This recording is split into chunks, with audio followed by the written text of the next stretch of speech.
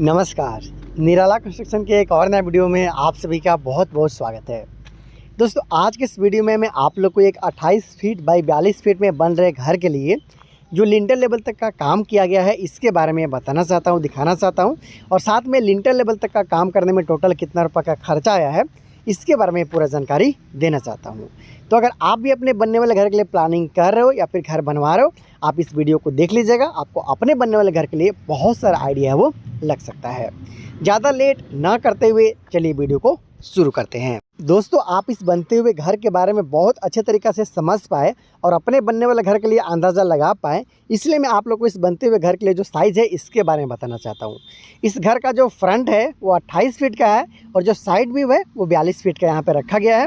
Square feet का बात कर ली जाए तो 1176 स्क्वायर फीट में इस घर के लिए काम है वो किया जा रहा है। इस घर के लिए जो साइड व्यू में आप देख पा रहे हो विंडो का काम किया हुआ, वो सारा विंडो बॉक्स डिजाइन के साथ में यहाँ पे रखा गया है। दोस्तों, घर में कितना खर्चा आएगा ये इस बात पे भी डिपेंड करता है कि घर के लिए जो फर्श का ऊंचाई है वो क्या रखा गया है। तो यहाँ पे जो बीम आप देख पा रहे हो लगभग 2.5 से 3 फीट के आसपास तक का बीम है। हालांकि आगे चलते हुए कुछ रद्दा का जुड़ाई और किया गया है, उसके बाद में डीपीसी का लेवल किया गया, उसके बारे में जानेंगे अंदर चल के। लेकिन कॉलम के बारे में जान लीजिए तो इस घर के लिए 10 इंची बाई 10 इंची का जो कॉलम आप देख पा रहे हो, घर के लिए प्रत्येक कॉलम का निर्माण इसी साइज के साथ में किया जा रहा है। ढलाई लिंटर लेवल तक किया जा चुका है, बहुत ही आसानी के साथ आप देख पा रहे हो। और साथ में ये जो बीम है, ये जो बीम आप देख पा रहे हो, इसका साइज़ भी 9 इंची बाई 9 इंची के आसपास का ही रखा गया है। इसमें 4 सरे का इस्तेमाल किया गया है 12 mm का। घर के अंदर भी चल के दिखाऊंगा कि किस तरीके से बीम और कॉलम का इस्तेमाल है वो किया गया है। इसमें लगा हुआ जो सरिया है इसके बारे में भी हम लोग अंदर चल के देख लेंगे। हालांकि 2 तला तक के लिए इस घर के लिए डिज़ाइनिंग है वो किया गया है। कॉलम और बीम किस तरीके से लगाया गया है कि सिर्फ 9 इंची बाई 9 इंची का काम करते हुए ही ले जा सकता है इस घर को 2 तला तक। इसको जानने के लिए आप वीडियो को आगे तक देख लीजिएगा। अब इस सरिया के पास भी ले चलूँगा और दिखाऊंगा। चलिए चलते हैं, देखते हैं कि किस तरीक़ा से इस घर के लिए डिज़ाइनिंग है वो किया गया है और साथ में जानते हैं कि टोटल कितना अब तक खर्चा है वो आ चुका है। तो चलिए दोस्तों, ज़्यादा लेट ना करते हुए चलते हैं इस घर के अंदर और देखते हैं कि अंदर में क्या कुछ किस तरीके से बनाया जा रहा है और टोटल कितना रुपये तक का खर्चा इसमें आ चुका है। यहाँ पे आप देखिए तो इस घर के लिए मेन एंट्रेंस है। यहाँ पे आप घुसने के साथ ही इस घर के लिए हॉल वाला एरिया आपको देखने को मिल जाता है। आप चाहो तो इसे पार्किंग एरिया भी बोल सकते हो, पार्किंग के रूप में भी आप इसे इस्तेमाल कर सकते हो। यहाँ पे खाली जगह है जहाँ पे आप चाहो तो बोरिंग वगैरह के लिए इस जगह को यूज़ कर सकते हो। चलिए आगे बढ़ते हैं और देखते हैं कि किस तरीके से काम किया गया है और लिंटर लेवल तक का काम कराने में कितना का खर्चा आया। यहाँ पे हॉल हो गया और इसके जस्ट दाहिने तरफ आप देखते हो तो इस घर के लिए बनाया जा रहा है सीढ़ी। दोस्तों, सीढ़ी के लिए अलग से बेस ना बनाते हुए बीम से ही सीढ़ी बनाने का काम यहाँ पे स्टार्ट किया जा रहा है।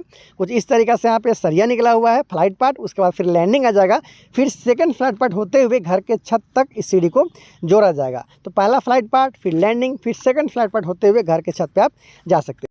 तो चलिए दोस्तों, अब चलते हैं और आगे देखते हैं किस तरीके से काम किया जा रहा है। तो यहाँ पे 4 फीट बाई 7 फीट के आसपास तक का एक और दरवाज़ा आपको देखने को मिलता है।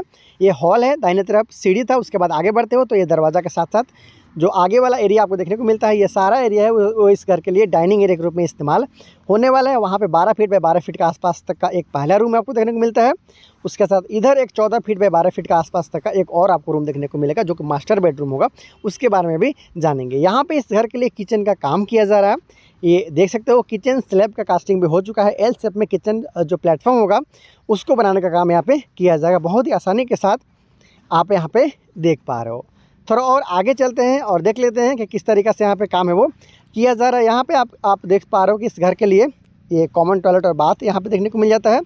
इसके जस्ट बगल में आप देखते हो तो आपको उस रूम के लिए अटैच्ड टॉयलेट बाथ है वो बनाया जा रहा है। वो मास्टर बेडरूम है, इसके लिए यहाँ पे देखिएगा तो अटैच्ड टॉयलेट बाथ बनाया जा रहा है। रूम के अंदर से ही दरवाजा यहाँ पे दिया गया। तो इस तरीके से 2 रूम के साथ में hall, dining area, kitchen, toilet bathroom के साथ सीढ़ी वाला बनता हुआ ये घर है। ये कॉमन टॉयलेट बाथ, उसके साथ ही अटैच टॉयलेट बाथ का काम वो किया जा रहा है। इजीली आप यहाँ पे देख पा रहे हो। इसके साथ साथ जो इस घर के लिए कॉलम में लगाया गया सरिया है इसके बारे में जान लीजिए। मैंने आपको बताया था कि इस घर का कॉलम का निर्माण इस तरीके से किया जा रहा है कि 2 तला तक ले जाया जा सकता है। लिंटर लेवल तक पूरा काम इस घर के लिए हो गया है।